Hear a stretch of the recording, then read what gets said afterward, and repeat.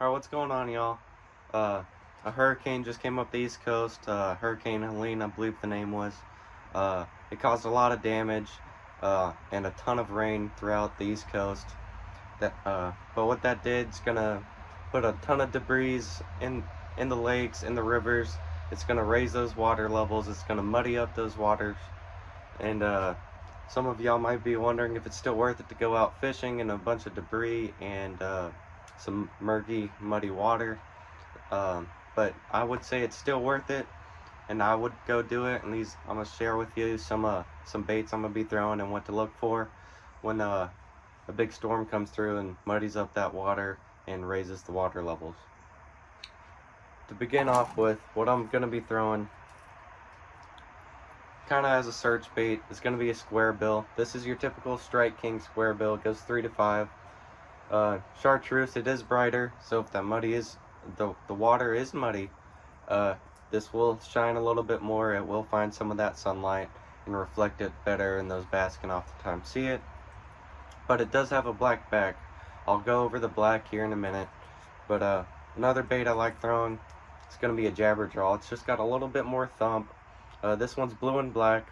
You'll see that theme throughout, and I'll go over why most of these colors are blue and black, red and black, and why that seems to work.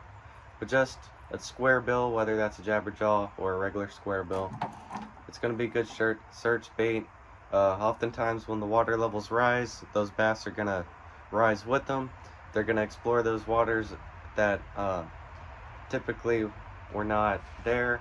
So they may be on structure that's not ever there when the water's at normal level or low.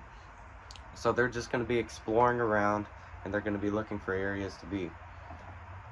Okay, I said those bass are going to be exploring the new waters that when the waters rise, and the waters are probably going to be murky. So a swim jig's going to be something I'm throwing around cover, up shallow. If there's grass in your lake, throw it around the grass. If you got standing timber, throw it around the timber. A swim jig's going to be a great bait. Again though, blue and black, you gotta remember these colors, because to me, the blue and blacks, I'll actually go over it now. But these blue and blacks are gonna silhouette better. Blue and red, black and reds are gonna silhouette better, that darker color.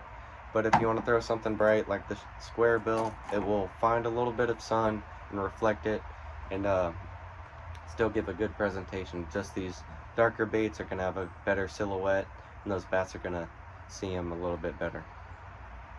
Alright, after the swim jig, it's another sort of jig.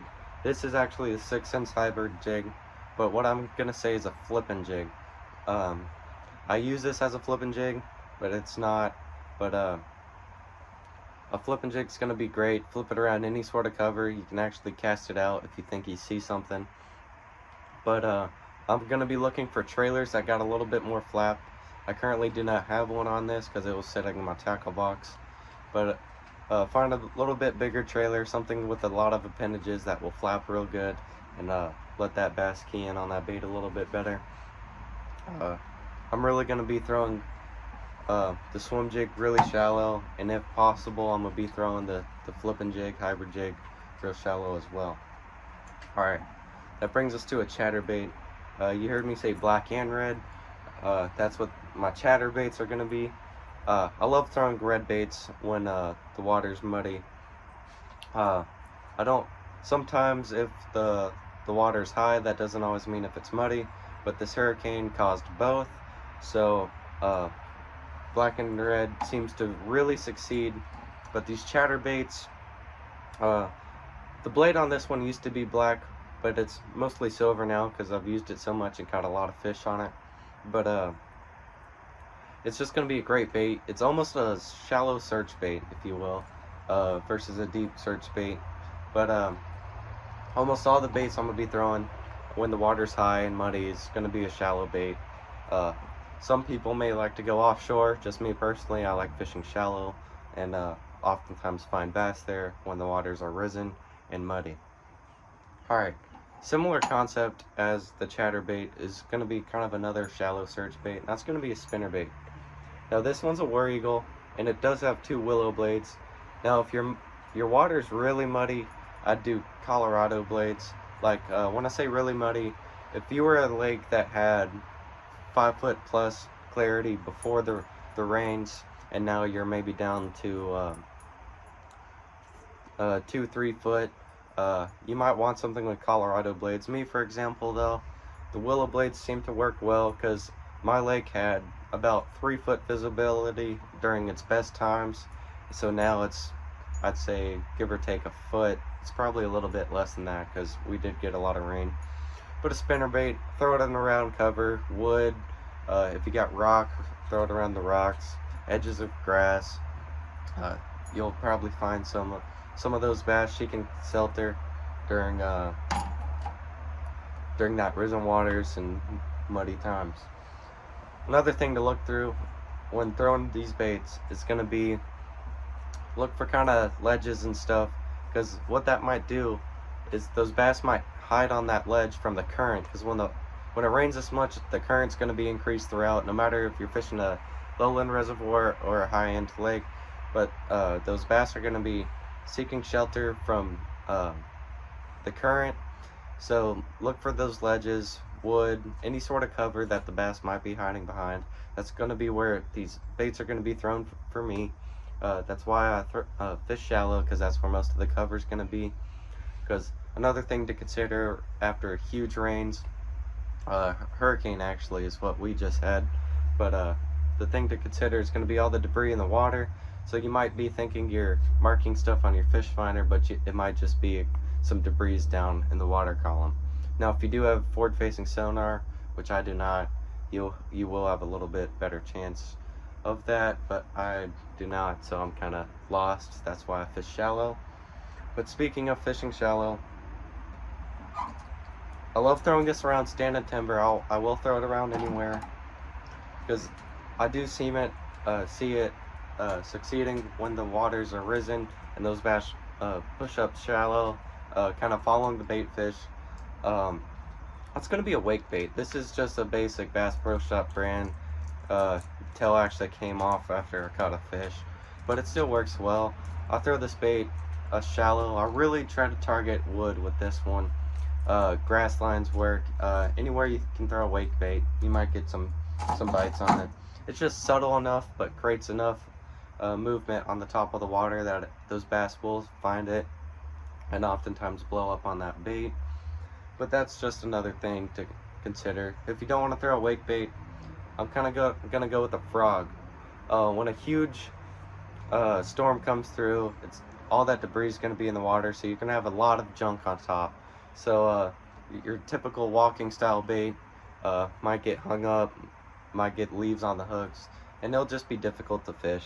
But a frog will come through all that good. And I'm only showing one frog because this is the one I'm throwing, because oftentimes when those waters are muddy and risen, it can be hard to find those bass. So what I'm going to be doing is just going to be making cast after cast, searching for those bass. So this whopping plopper style frog is going to be great. I can cast it out, reel it in, I can add pauses in if I want. I can still throw it through all the junk that's on the surface, and oftentimes get blow-ups. But fishing in muddy waters can be difficult.